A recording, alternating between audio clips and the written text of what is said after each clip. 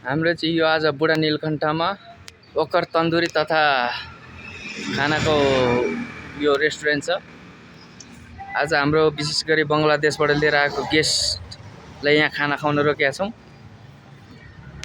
हजुरहरू पनि भिजिट गर्न सक्नुहुनेछ। साह्रै राम्रो ठाउँ छ है।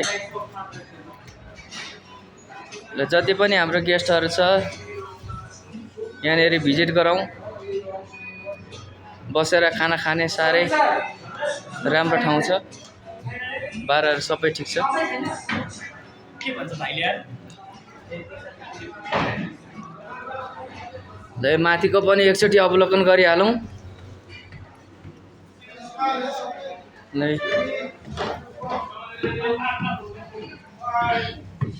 ल यहाँनेरि तपाईको धेरै राम्रो ठाउँ छ। ल हेर्नुस्, ठ्याक्क हाम्रो बुढा नीलकण्ठ मन्दिरबाट जस्ट 100 मिटर यतापट्टि छ है, जस चक्रपथ फर्किने बाटोपट्टि।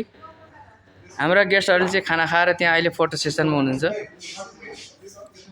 हैन। ल हेर्नुस्,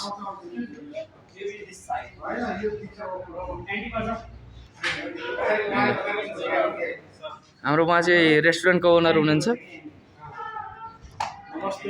ल सबैले भिजिट गर्नु होला र गाडी चाहिएमा यो होटल चाहिएमा सम्पर्क गर्नु होला। हाम्रो बङ्गलादेशबाट विशेष गरी आउनुभएको गेस्टहरूलाई यसो यहाँ खानपिन गरेर व्यवस्था गर्दैछौँ। ल हेर्नुहोस्।